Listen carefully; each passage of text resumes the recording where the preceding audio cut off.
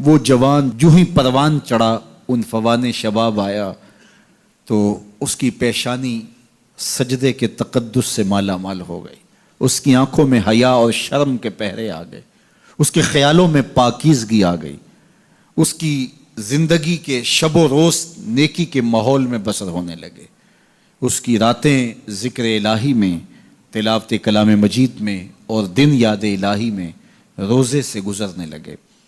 وہ جوان جس کی جوانی اللہ کی عبادت میں گزری، کیونکہ جوانی اگر عبادت میں گزر گئی تو بڑھاپا تو پر نور ہے ہی ہے۔ سب سے مشکل مرحلہ زندگی کا جوانی کا ہے۔ شیطان زیادہ ورغلاتا ہے کسی شخص کو جب وہ جوانی کے مرحلوں سے گزر رہا ہوتا ہے۔ تو جس کی جوانی خیریت کے ساتھ گزر گئی اور اس نے اپنی جوانی کے تقدس کو محفوظ رکھ کے منزل تک پہنچا لیا، اپنی عصمت کے جوہر کی حفاظت کی، اپنی آبرو کو لٹنے نہیں دیا، اپنی آنکھوں کی شرم و حیا پر پہرے بٹھائے اور آنکھ کو برباد نہیں ہونے دیا اور اپنی زندگی کے تقدس کا پہرا دیا، تو جو جوان اپنی جوانی کو خیریت کے ساتھ گزار گیا۔ کسی نے کہا تھا نا، کتاب زیست کا ایک اور باب ختم ہوا، شباب ختم ہوا، ایک عذاب ختم ہوا۔ تو جوانی جس کی منزل تک پہنچ گئی خیریت کے ساتھ، عافیت کے سائے میں۔ مشکل تو بڑا ہے جوانی کو منزل تک لے جانا، خیریت کے ساتھ، داغدار نہ ہونے دینا، جوانی کے تقدس کو رسوا نہ ہونے دینا، عصمت کے جوہر پہ کالک نہ لگنے دینا، خواہشات کو غالب نہ آنے دینا۔ آسان کام تو نہیں ہے، مشکل کام ہے، لیکن اگر کوئی مشکل کاٹ گیا، جوانی کے تھوڑے سے ایام میں گزار گیا، اللہ اکبر۔ حضرت شیخ ختلی کہتے ہیں، داتا گنج بخش علی حجویری علیہ رحمہ کے مرشد ہیں، الدنیا یوم ولنا فیہا صوم۔ وہ کہتے ہیں دنیا ایک دن ہے، ہم روزہ رکھ کے گزار رہے ہیں۔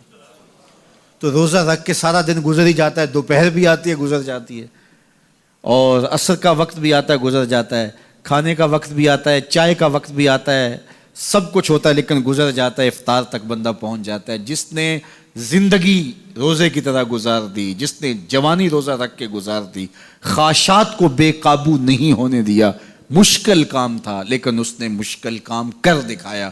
اجر کتنا بڑا ہے، سنیے اللہ کے محبوب کی زبان سے سنیے۔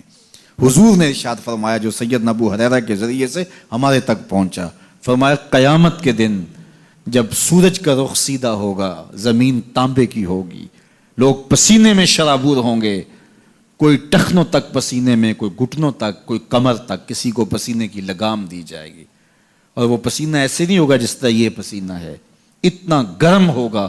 ابن رجب حنبلی کہتے ہیں اس پسینے کا ایک قطرہ اگر احد پہاڑ پہ ڈال دیا جائے تو وہ پگھل جائے، اتنا گرم ہوگا، بدبودار اتنا ہوگا، ایک قطرہ دنیا پہ ڈال دیا جائے، انسان کیا جانوروں کے دماغ بھی پھٹ جائیں، اس پسینے میں لوگ شرابور ہوں گے۔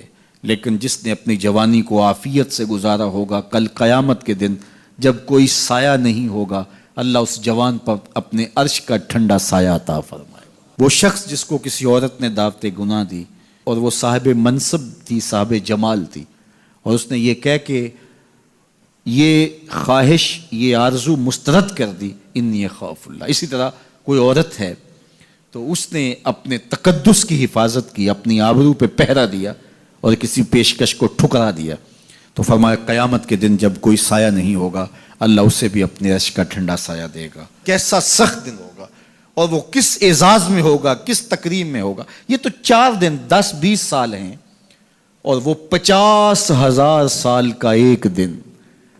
پھر اس کو اللہ کا شکر ادا کرنا ہوگا کہ اللہ تو نے کتنا کرم کیا میرے اوپر کہ میری جوانی خیریت اور عافیت سے گزری، اور آج اس کا تو کتنا بہتر صلہ مجھ کو دے رہا۔